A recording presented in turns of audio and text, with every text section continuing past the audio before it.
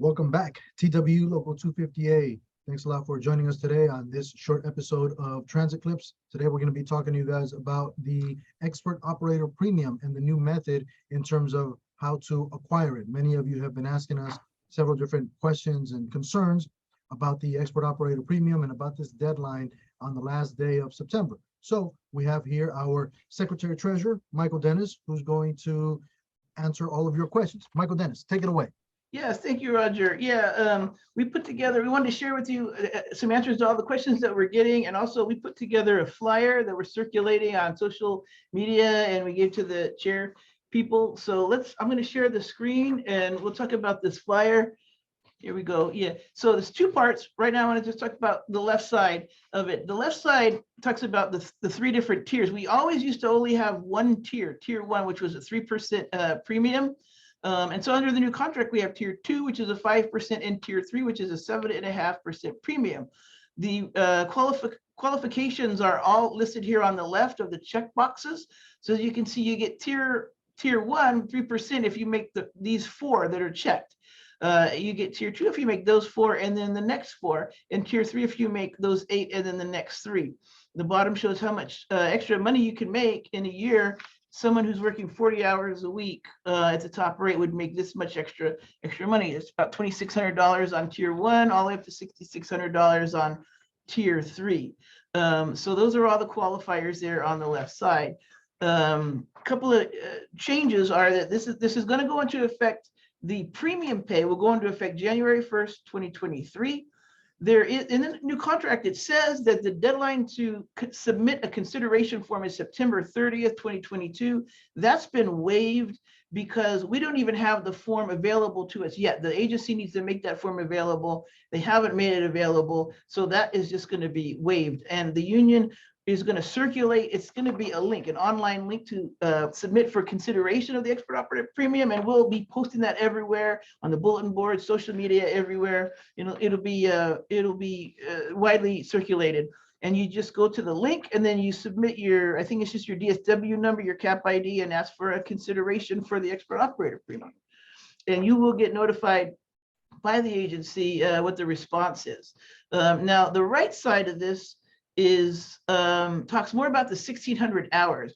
That's the biggest disqualifier, really. A lot of people think they made it because they add up their total work hours, and it's not 1,600 revenue service hours. So this is just a breakdown. It's kind of a reminder of what needs to be done to make sure that you get that 1,600 hours. And this is a calculation down here with the calendar and the calculator that just kind of explains how we arrived at 6 hours and 50 minutes a day. So for somebody, if you're interested in the math, you go ahead and read the example, but I'll just say it here. For someone who works, let's say you work 5 days a week and not RDO. You're just a regular person who does 5 days a week. You take 10 days off, whether it's sick, Florida holiday or whatever, and then the normal holidays.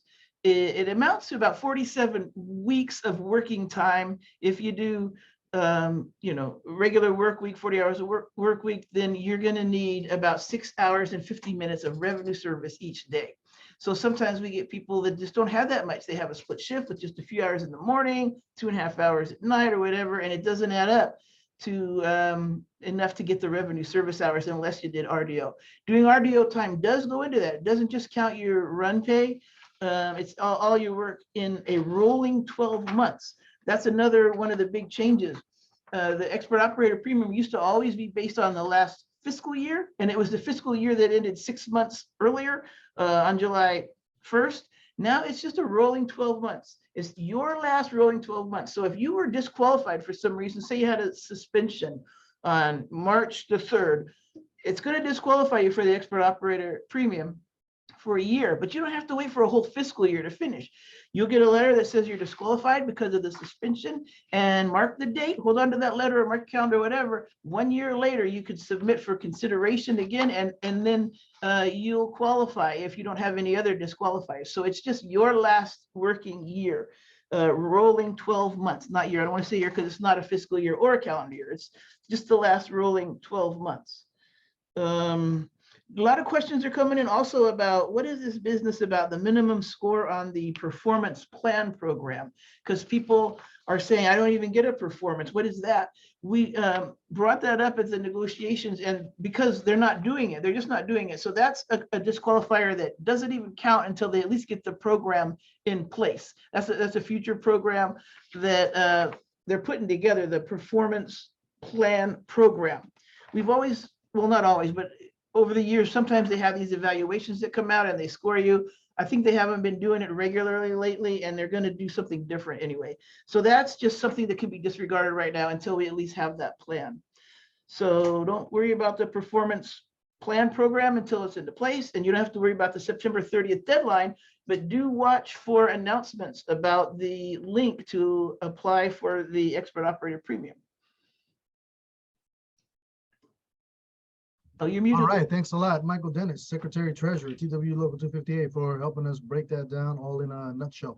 And you guys, you know, we don't know all of the questions, comments, and concerns, but if you do have any, then please email us, all right, so we can get as much information out to you guys as possible. Stay tuned for the next episode of Transit Clips. All right, you guys, thanks a lot. Stay safe out there.